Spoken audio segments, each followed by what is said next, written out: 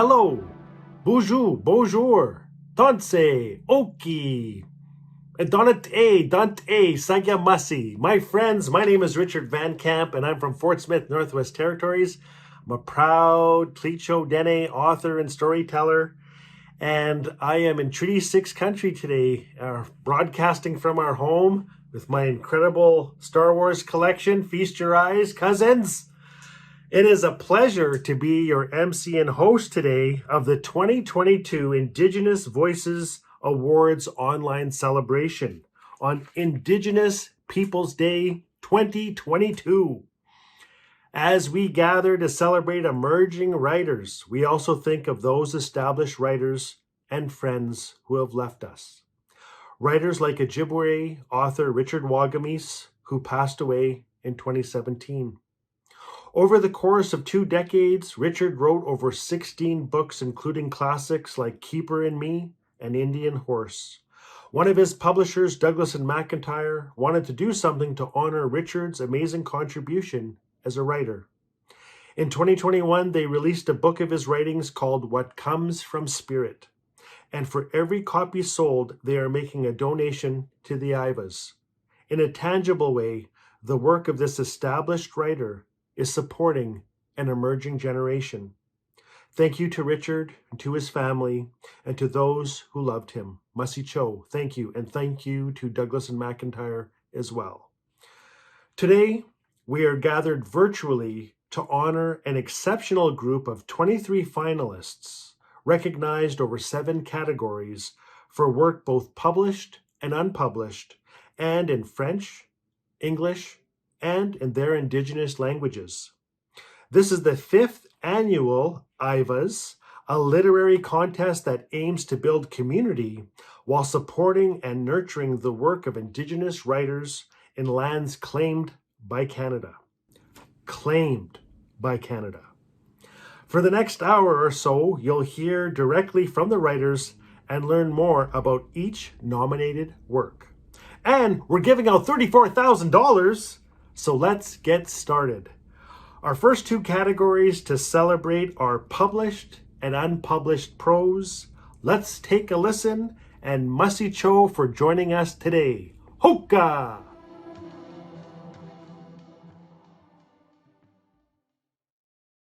This definitely lightens the mood. I giggle. How about we go back to that crystal, he says. Oh, there's no point, I say, standing up. I don't have enough money anyway. That's okay. I'll cover it. No, I blurt out. I don't want him thinking that I need him to buy me anything. Besides, we aren't even friends yet. Let's just go see. Then, not taking my no as an answer, he grabs my hand and pulls me toward the venter. We stand in front of the display table. My eyes immediately go to the crystal I was looking at before. So, why that crystal? Asked Casey. What do you mean? Why that crystal and not, say, this one? He points at an obsidian stone. I'm not sure, I say. I'm just drawn more to the clear crystal. Casey picks up the crystal, turns it over, and puts it back. Is there anything else you want to look at? No, not really. I was just wanting to walk along the water, and the market piqued my interest, I admit. Oh, looking for us by chance? He raises an eyebrow and grins while we start making our way out of the market. I don't answer and look at the ground as we walk, so he won't see my flushed cheeks. Stop and scoop up my flip-flops, as I already know it annoys me to walk in the sand with them on. Casey either gets the hint that I don't want to talk about it, or he is not one to push. Either way, I'm thankful that he let it go. The water is cool on my feet. Casey kicks some water up and splashes me. Hey, I say, with full intention of splashing him back. But when I turn around, he's already soaked. What the heck? I furrow my eyebrows. When did you go under? I didn't even hear you.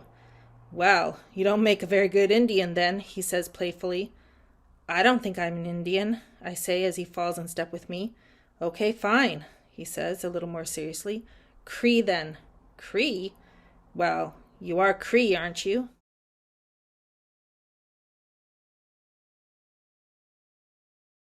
Clouds floated in front of the sun. The cool early autumn brought down leaves tinted in brilliant shades of yellow and red, like the color of fire. Some were so bright that when they landed in the water, Eddie almost expected to hear a hiss. The sun pierced a hole through the clouds, and a shaft of light appeared on the mountains across the valley. While the fishermen ate, they watched the beam move slowly over the dull forest. Where it touched the trees, the colors became brighter. As the beam moved on, the colors darkened. Eddie peeled off the crispy skin and it crackled in his mouth as he chewed. It had been a long time since he'd eaten anything so good. After picking the fish clean, he sucked on the bones for the last salty bits. Grandma licked her fingers and wiped her mouth with the back of her hand. All we need now is a cup of hot tea with 3 spoons of sugar in it and a chocolate cake this high, she said, holding her palm 2 feet off the ground. Find any moss? Eddie reached into his pants pocket and handed it to her. Oh, it's nice and warm, too. She limped off toward the trees and was gone 10 minutes before she returned, smiling. That stuff's better than toilet paper any day. Eddie had put the fire out, was leaning against the log when she sat down beside him. Let's have a little snooze before we go. We had us a good day, and we can come back to the other spot whenever we want and pull every one of them fish out of there. That's far enough for me. We'll go through the field this time, so I don't have to go tramping through the bush. You know, Eddie, school starts pretty soon, and you'll be too busy to go fishing. Tomorrow, after you help me and your mom get them hazelnuts done, I won't hardly see you no more. You'll be gone all day. You're the only partner I got left, she said, patting his hand.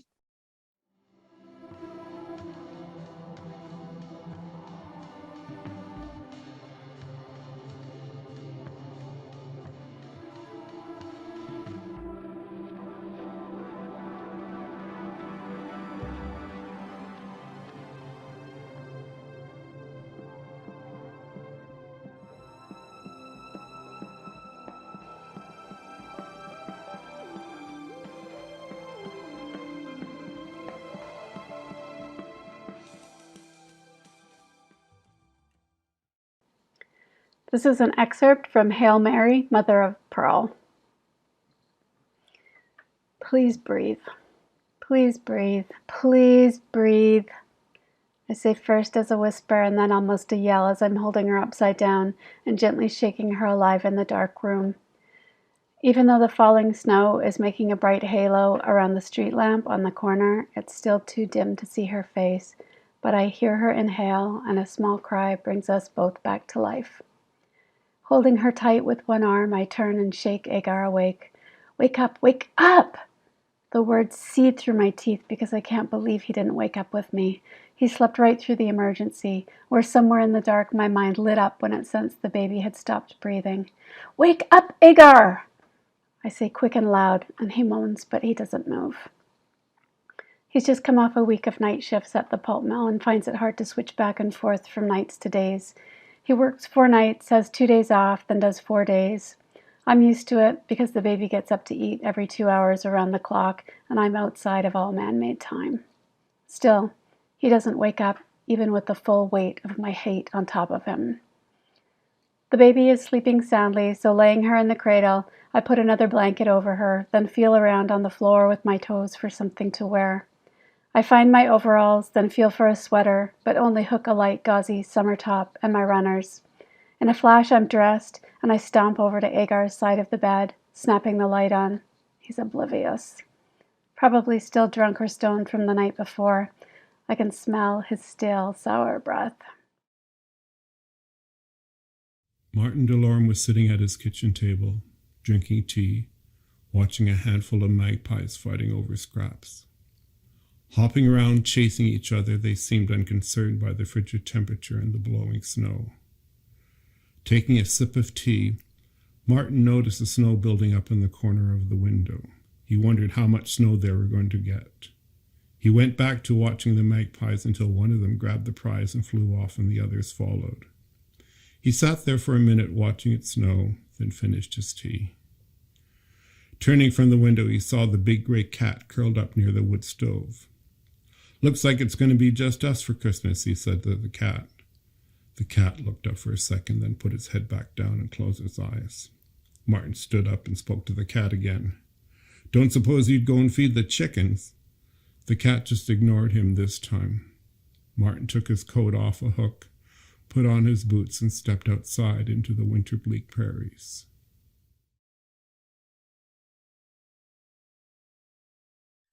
I'm Leslie Butt, and I will be reading from Tanked. His house was impressive. He lived with his parents, but it seemed very worth it. I guess if you have a somewhat functional family, it isn't as if every day is a battle insanity. The house was on the outskirts of town and built right onto a lake. It even had a boathouse. All the walls and floors seemed brand new, and everything was decorated like a cable TV home makeover show. I even recognized some of the paintings on the walls. He had a whole basement to himself, a full apartment short of a kitchen. We hung out on the couch and absent-mindedly watched a movie, while discussing whatever came to our minds. We sat there pretty much the whole day, basking in each other's energy and warmth. "So," he asked after one of the movies ended, "what do you think is going to happen when you die?" He draped his arm around my neck. "Do you believe in heaven or hell, or is it all just a fabrication of society so we don't go insane?" "I'm not sure yet. I haven't thought about it enough to really decide. What do you believe in?" "I think there is something bigger than us, but I haven't really deciphered what it is yet. I do believe in love, though, man. Just love everyone, you know. Everyone deserves to be loved, and everyone should have sex with each other. It should be an open society." His last comment made me cold inside. "Can I ask you a question?" he said slyly, narrowing his eyes. "Sure." That couldn't have been more opposite a statement. I was uncomfortable and wanted more than anything to leave. "Have you ever just held a penis?" I may have been 15, but I wasn't stupid. I took my cue and stood up and gathered my things. "Where are you going? Why are you being so dramatic?" "Hell," I said as I opened the door. "Because that's what I believe in."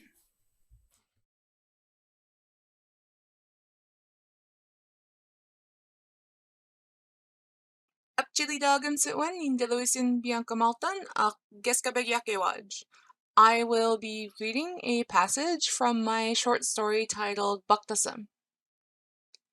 I was born with the spirit of the wolf.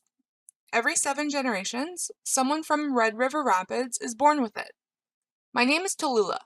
I'm Mi'kmaq. I was chosen by the wolves to act as a connector between our human and non-human relatives. Our people were nomadic until we encountered the wolves, but when we did, Baktasam became our home. I'm the first spirit of the wolf to live in a community where my story isn't seen as the truth. My people lost themselves sometime between now and the last time the spirit of the wolf lived in Red River Rapids. Elder Mona is one of the few people who still believe in the spirit of the wolf. The rest of the community see it as folklore.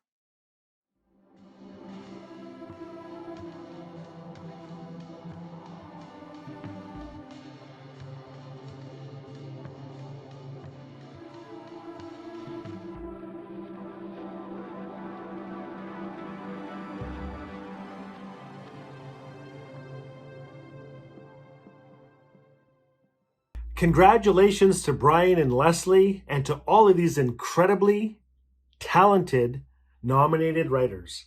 This is a good time to mention that you can find copies of our nominated published work at your local independent bookstore or library. Showing your support of Indigenous writing helps get more of it published. I would also like to acknowledge that the IVAs are funded through donations, and anything you give will go directly to maintaining the awards so that even more writers can be honored for their work. Visit indigenousvoicesawards.org to learn more or to donate today. Masi Cho. Now, let's hear from the nominees for published and unpublished poetry. Thank you. Masi Cho.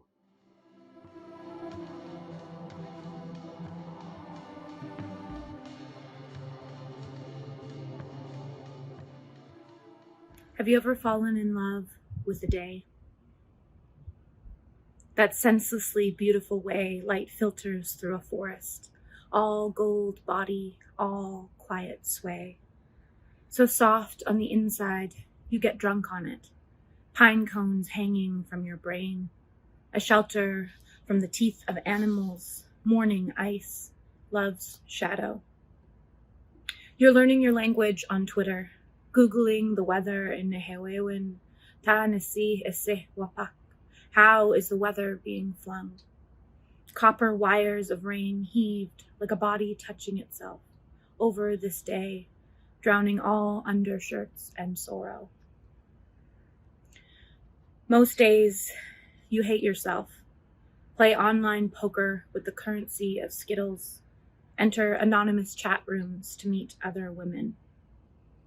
You leave Band-Aids in the river, dye your roommate's hair with blue gloves on the back porch, leaves starting to brown, the ends of her in your hands. If sadness is a legacy, so is joy. And so, Pea Pastel, the sun shines through a hole in the clouds. And in this forest, moss crawls up your legs, tinted with heat, curled like eyelashes under metal. How to be as lovable and dangerous as the sun. How to love like a day. Not endlessly, but with care for every forest or room you touch. Every spot, there is light. Hi, hi.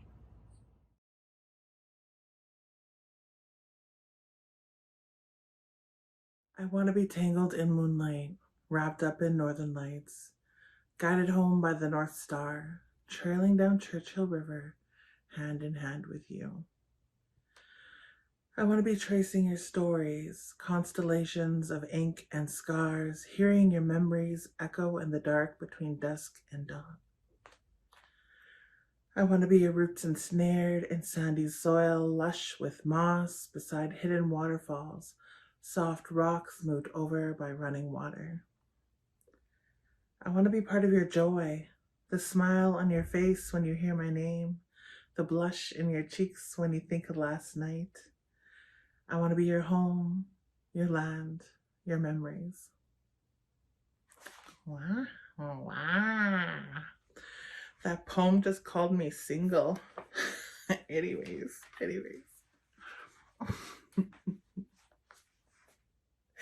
Entertaining myself.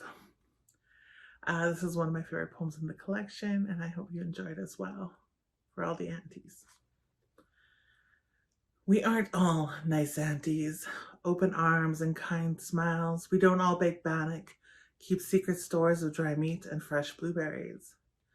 Some of us are called mean. Our tongues spares no one, and fools tremble before us. Some of us are called city. We live under skyscrapers, walk in ivory towers with ivory people. Some of us are too much, too loud, too real. It's hard to take our love. But an auntie is an auntie. And the mean ones tell truth you don't want to hear. And the nice ones hold you when you break. And the quiet ones keep secrets whispered in the dark. And the loud ones match your wild stories. And the elderly ones watch us all, remembering the aunties who came before. Merci, cha. Thank you.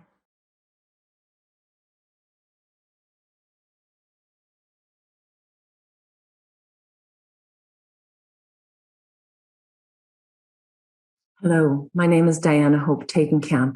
I'm going to read from my poetry book, Girl Running. I'll be reading some passages from a poem called Clouds. My father's green Pontiac, carrying him north over highways and gravel roads, low horizon binding dark to day, and day to all those foolscap sheets in a vinyl suitcase on the back seat. Dreams, he knew, could be better than the dreamer. Sure, he abandoned the cause, yet he kept writing and visiting his mother in the tent by the nuisance grounds until he died in that hotel room. Quick, I'm told, his burial. Dusk beyond the pine trees and his mother's expression, an impasse. Then she cut off her braids.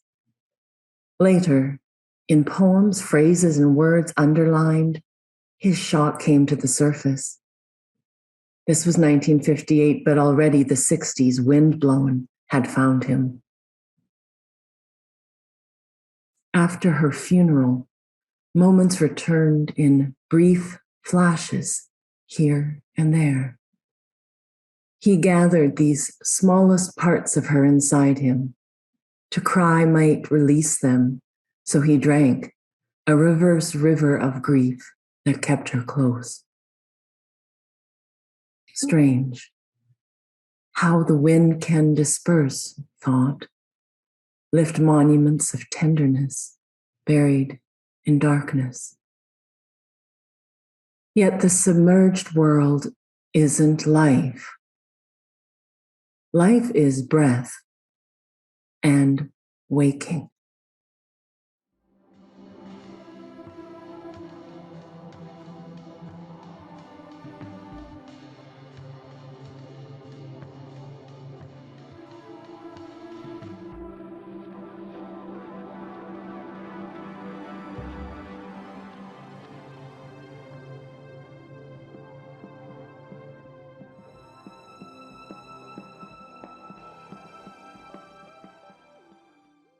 This one is called Swell, and it begins with an epigraph by Sarah Peters. From the beginning, you should know I'm embellishing, but was I ever 12? Swell. I'm mythology. Bite my own arm and look at the divots my incisors make. Rub oranges and pennies on my best friend's face. I tell her it's Wicca, but I just made it up, and it's astringent like the smell of her plastic tent in the evening before bed. There is a pond outside, man-made, a hole in the ground with koi and insects, and my friend and I throw tampons inside it. Watch the tampons swell and burst into white cotton flowers, and my friend's blue eyes get wide when I tell her I've used them inside me, and I imagine my fingers inside her, and we fall asleep, but I am wet and alone, even though she's still right beside me. In the morning, she tells me some girl at school can come without touch, and wow, isn't she a slut? And the next night I wake up in my twin bed, breathing heavy from a dream where I came to the conclusion that God isn't real, but hell still is, and I'm going there. To die is so romantic, but to live after death is so dull. I feel profound in this story. Thank you.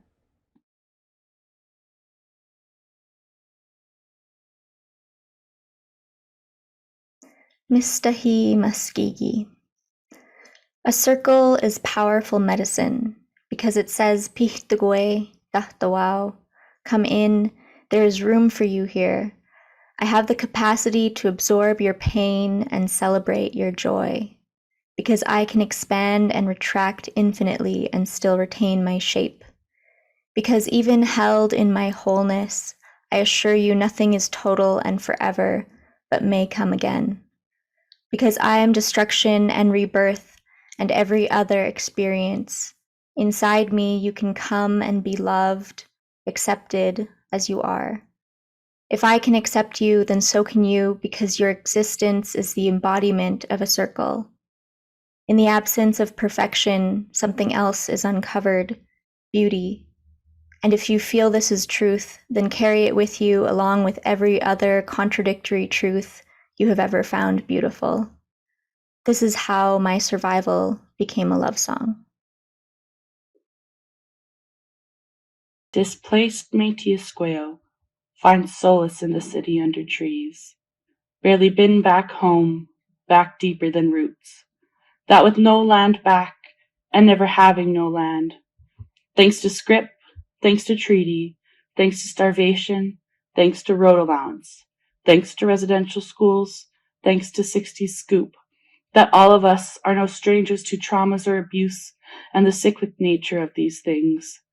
But like Mama, who runs back to the woods every chance she gets, I break up concrete with my fingers and allow earth and plant family to grow through. Hi everyone, I'm Sam Bird, and I'm going to read my poem called Go Train. Are you crying on the fucking Go Train? This is a horrible Hallmark movie. 2 days before Christmas, heartbroken en route to Hamilton. Are you alone? What a shame. I wish it was commuter rail. I wish you were embarrassed by a whole crowd of people watching you. Torontonians would think to themselves, look at that native girl. Look how she weeps for the land. Even her tears are sacred. Hashtag water is life. Hashtag land back. The ticketer would think it's performance art or protest. She weeps for her people. She weeps for everything they've lost. Little do they know, she bawls for the white boy who doesn't love her back. Miwe, miigwech.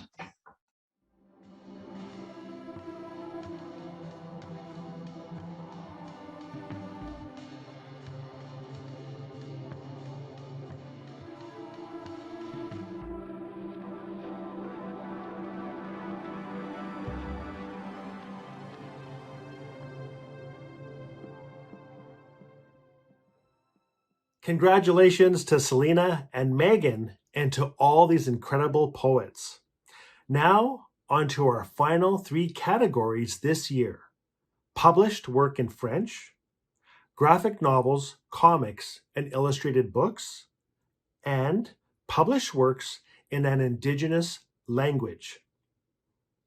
Hoka hey, take it away, Masi Cho!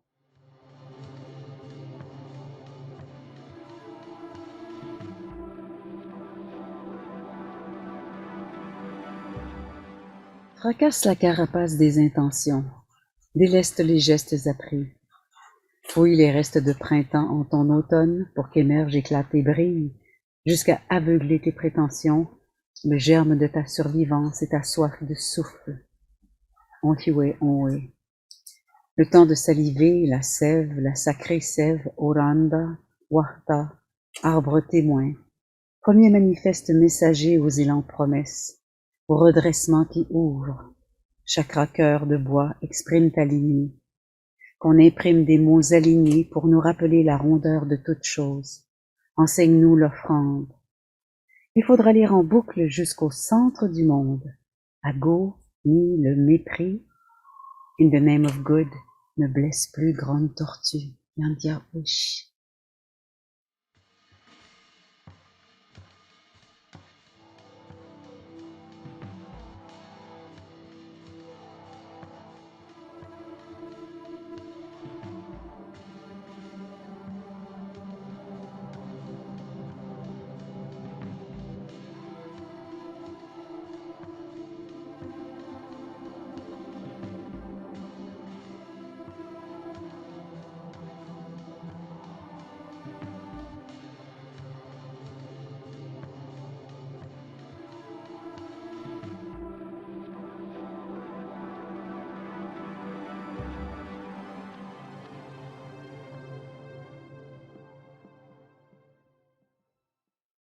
Oui, bonjour. C'est avec le cœur rempli d'un mélange d'émotions, joie, tristesse, fierté, que nous, Christine, Mélanie et Lucie, filles d'Édouard et Toile Germain, acceptons le prix au nom de notre père, qui est malheureusement décédé subitement 5 mois avant de voir son œuvre de publication, son rêve, se réaliser. Nous tenons à remercier Mme Carole Delamour, amie de notre père, pour le soutien qu'elle lui a offert, ainsi qu'à nous, après son décès, dans le processus menant à l'édition de son recueil. Merci à la maison d'édition Ananorak, qui a bien voulu poursuivre le rêve d'édition de papa à titre posthume et pour la publication du livre. Nous, ces filles, avons été choyées d'avoir été bien entourées pendant cette aventure remplie d'émotions. Sylvie, Jacques, Cassandre, Tineshkimitnao, merci pour tout.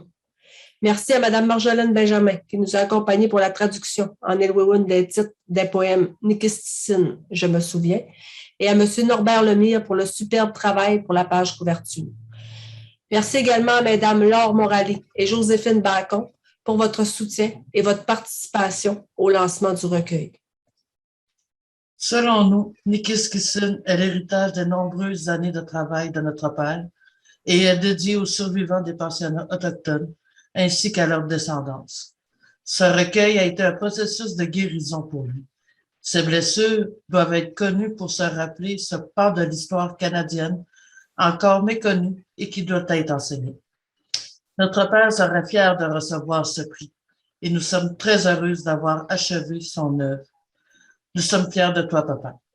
Il continue d'exister dans nos cœurs et au travers ses poèmes.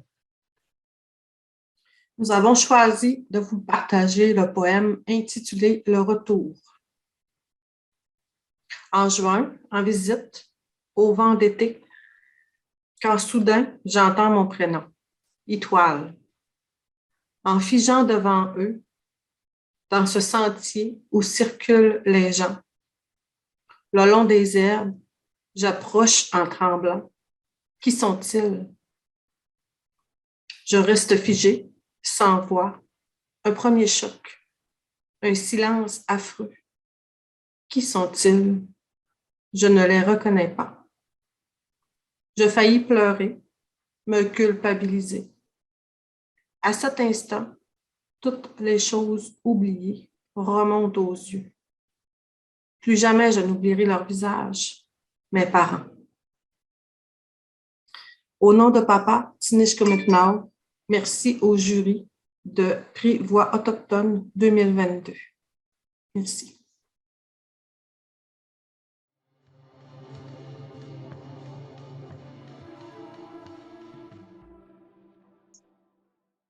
Little Wolf's mother, White Raven, visited the island home often.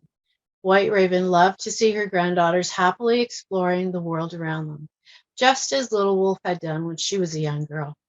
But visiting her daughter and granddaughters also made White Raven think about her own childhood. White Raven had a very different, very unhappy childhood. Although it was difficult to talk about, she knew she had to tell her granddaughters about this side of their family history. And so one day, when they were all together, White Raven began to tell her story. White Raven was born in a beautiful island village not far from where Little Wolf and her family live now. For the first few years of her life, she was surrounded by family, community, and nature. But that all changed when she was 6 years old. That was when White Raven and the other children from her village were taken from their families. They were brought to a place called St. Michael's Indian Residential School in the faraway village of Alert Bay. White Raven didn't know it at the time, but she was one of 150,000 Indigenous children from across Canada who were forced to go to residential schools. White Raven spent 10 years at the residential school, and during that time, she experienced many bad things. As soon as she arrived, the school staff shaved her head and applied a dangerous pesticide called DDT to it. They did this to everyone, wrongly believing that all the children had lice. The DDT was supposed to kill the lice, but it burned their skin and made the children feel like they were not good enough. The children never had enough to eat. The food that they did get was often rotten with mold and bugs in it, or they got raw sausages, which made them sick. And they only had oranges and fresh fruit at Christmas time. White Raven was always hungry. She sometimes ate toilet paper to make the hunger go away. After sharing her story with her granddaughters, White Raven started going to workshops for residential school survivors. She learned that she was not a bad child, but that her childhood had been stolen from her. White Raven inspired her friends and family to sign up for workshops too. It was healing for her to share these stories. It helped her grandchildren understand their grandmother better, and it made them love her even more.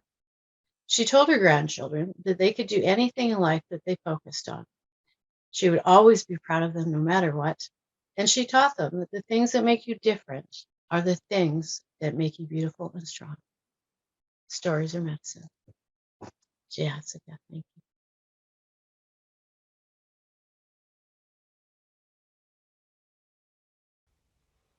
I'll be reading to you from Treaty Words for as long as the rivers flow.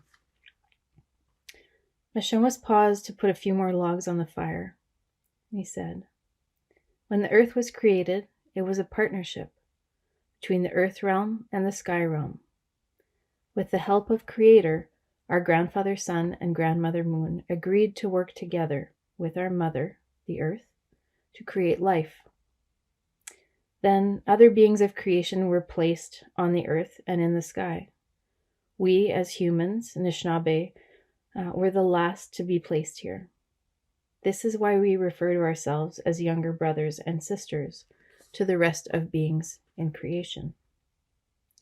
Mashomas paused to throw some tea bags in the boiling water. "As I said, the first treaty that was made was between the earth and the sky. It was an agreement to work together. We build all of our treaties on that original treaty, and that's why, when the crown came, we said that we would live together on this land for as long as the sun shines, the grass grows, and the rivers flow, like the original treaty. She knew that for the rest of her life she would come to visit this river, to remember the original treaty relationship and the deeper meaning of respect, reciprocity, and renewal, for as long as the sun shines, the grass grows, and the rivers flow.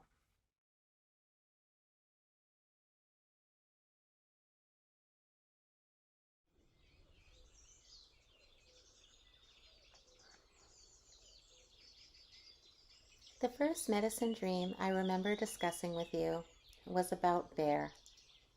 Bear teaches us how to learn from our mothers. As baby Bear grows older, he must leave his mother and learn how to be alone. At first, Bear is scared, but his mother taught him well. He knows how to use his body. He can see far distances, hear the quietest of sounds, and run very fast. He can climb trees and use his nimble paws to open many things. He is also clever. He knows where it is safe to rest.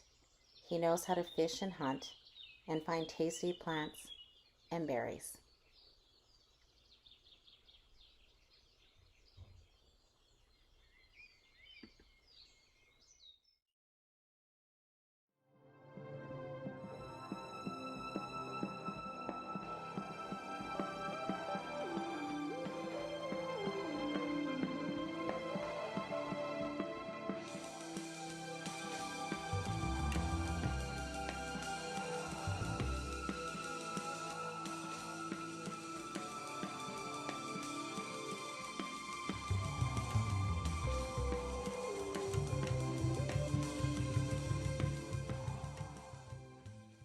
Ashley was smaller than her sister, but old enough to walk herself to school every morning and back again at the end of the day.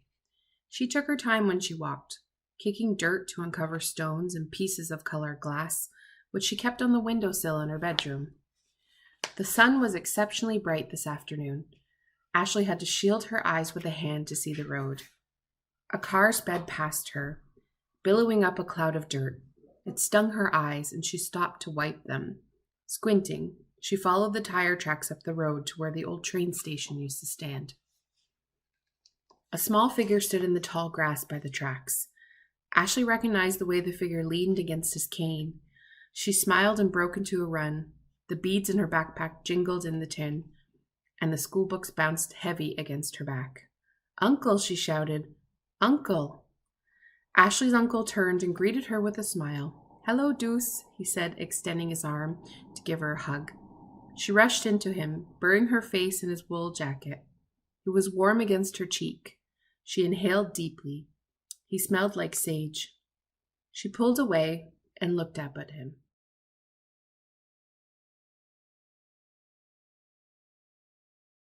The inspiration for the book initially came from an idea as an educator to create something that illustrated the idea of everything living, coexisting. I remember as a family, we'd go for walks in the fall and spring. Basically, it was a day of hiking, and we would bring lunch and set up a little camp near a portage. Oftentimes, we would witness a beaver family building and constantly moving. This was a regular thing I remember growing up. And this was a positive memory about being in the natural environment and enjoying the day together as a family. The use of the materials initially came from when I was inspired by the use of tissue paper to create illustrations while working for an arts company in Toronto. The characters of each illustration were chosen specifically because of a connection.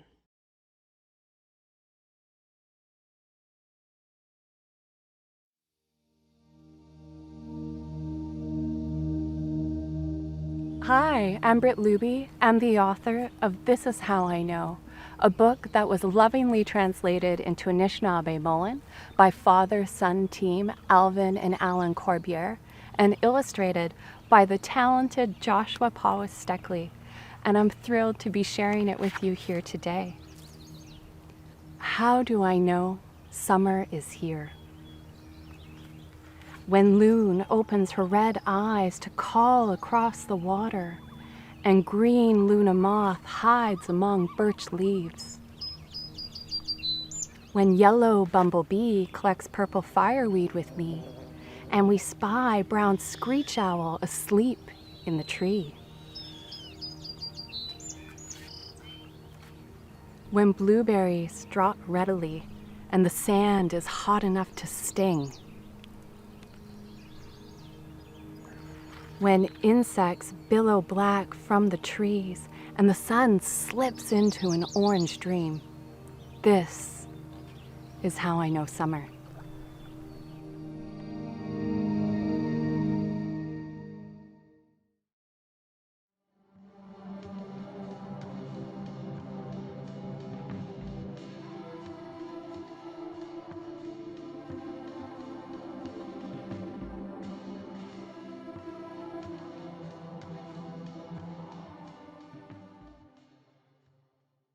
Congratulations to Amy and Brittany, and our love to the surviving family of Eduard, who sadly left us in 2020. Thank you and congratulations to all of this year's applicants, finalists, and recipients. This is a community that continues to grow year after year, sharing more and more Indigenous writing with the world. On behalf of the IVAs, I'd also like to thank my fellow jurors who so carefully reviewed this year's applications and supported our mentorship efforts. Jordan Abel, Joanne Arnott, Carly Baker, Warren Cariou, J.D. Curtness, Francis Langevin, Gabriel Lurondel Hill, Otinia, Julianne Otek Bitek, Eden Robinson, June Scudelaire, and Eldon Yellowhorn. Masi Cho. We also want to thank the many publishers who have nominated their emerging authors, everyone from Indigenous-run publishing houses like Kegadance and Thetis Books and Inhabit Media to publishers across the country. In particular, we want to thank Penguin Random House Canada for its sponsorship of the IVAs and, right from the beginning, especially for mentorship events for applicants.